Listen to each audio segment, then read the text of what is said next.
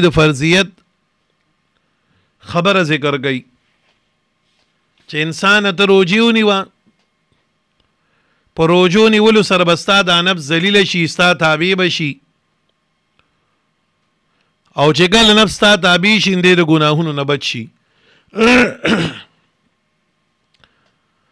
او چې کله دننه ستا د نفس اصلاح وشي نو د بهر نه بیا شیطان په دې باندې حمله نشي کولی تاسو ګورئ د بهر نه په انسان باندې هغه دشمن غالب کیږي همیشه چې هغه سر د کور د دننه غاړې نه چې کوم دی نو ملاتړ وي او ملګرتیا وي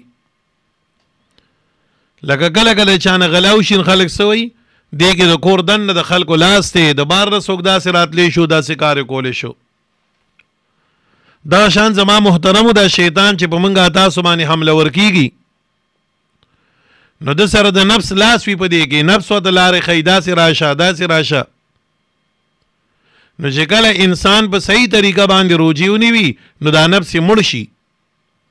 نو چې نفس یې مړ شي د شیطان هغه مؤید عملګری کم شي نو بیا شیطان په دا باندې غالب کېدی نشي د دې د وجې نه الله جل جلاله د روجو خبره ذکر گئی صوفیه کرام وی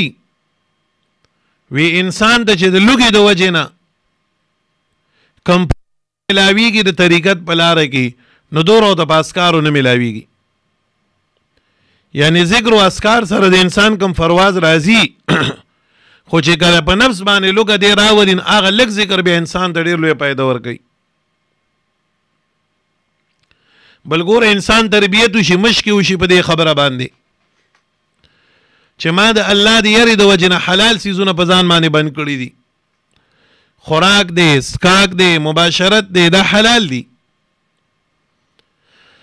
خو انسان دی خبرې ته تیار شي چې ما د الله د یری د وجې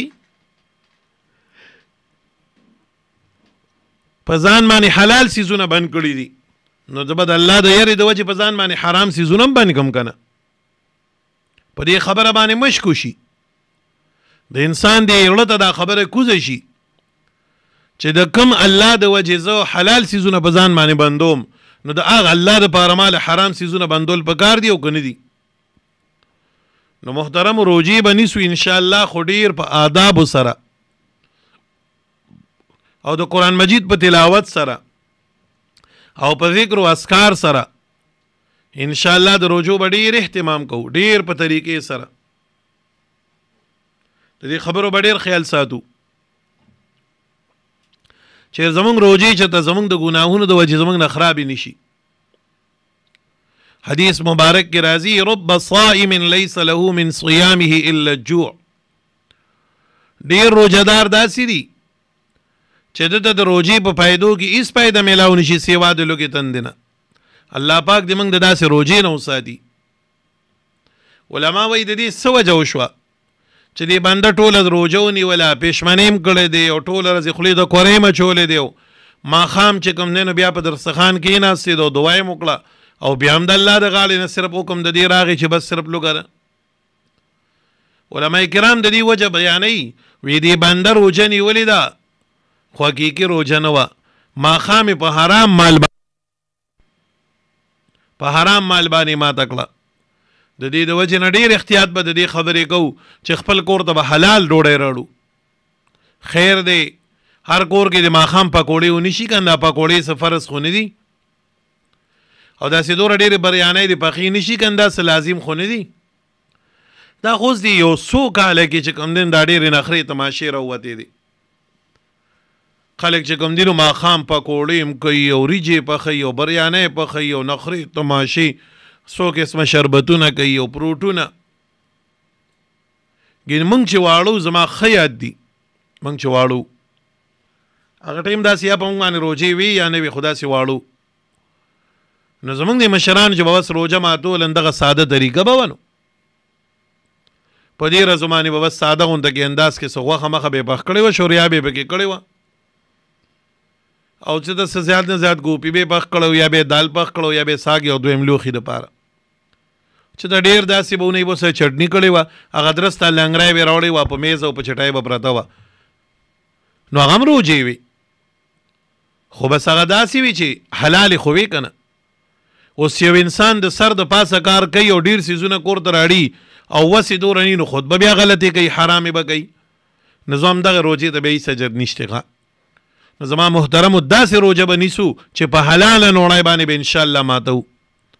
پراټه دي نی خیر دی، سپوره دي، ګرمه دي نی سړه دي، ډېره دي نی لږه دي، خو د الله نه به پې سوال کوو چې خدایه زموږ دا روجه قبول کړي. روجه سوره لوی عبادت دی، الله ته د قربت سوره لوی سبب دی، او یو بندې په حرام مال باندې ماته کین ته به یې وکړو که نه، یو خو به د دې ډېر خیال ساتو. دویم نمبر محدثین وی دې سړي خو ټوله روجه نیولې وه، خو ماښام کې چې کوم دی نو دنه غیبت وشو یا د ورځې دنه غیبت وشو، دا غیبت د وجې نه د روجه متاثره شوه. زما محترم ګورئ روجه به نیسو، الله دپاره به یې نیسو، او تسبیح به راوالو، ذکر به کوو، قرآن مجید به ډېر ډېر وایو. ښه ډېر ډېر قرآن مجید به وایو. ځان ته یو تارګیټ کېدی چې دې رمضان کې به زه 10 ختمونه کوم، زه به 8 ختمونه کوم، او دا کېږي، دا څه ګران کار نه دی. روجه ده د قرآن دپاره، شهر رمضان الذي انزل فيه القرآن، روجه ده د رمضان دا د قرآن دپاره. نو قرآن مجید ته ډېره ناسته، ذکر و اذکار ډېر زیات کول، ځان له ډېره ناسته کول. او زما محترمو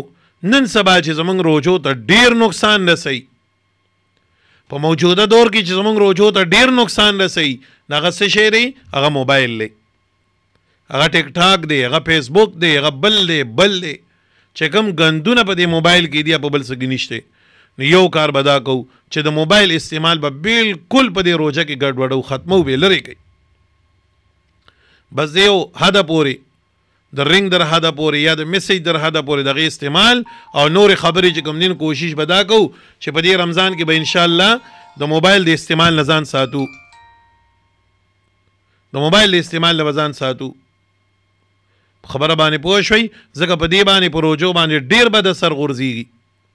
ډېر بد اثر غورځېږي.